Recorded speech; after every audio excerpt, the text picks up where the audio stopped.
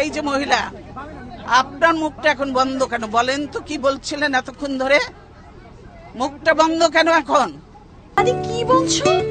কি বোঝেননি কথাটা? এইটা তো বাংলা ভাষা, নাকি অন্য কোনো ভাষায় বলতে হবে আপনাদেরকে? আরে কি বলছো? দেশ কোথায়? গোপালী? আরে কি বলছো? গোপালগঞ্জ জেলার নামই বদলে যাবে, বুঝছেন? গোপালগঞ্জ আর থাকবে না। আরে কি বলছো? চুপ করো, বেয়াদব কোথাকার।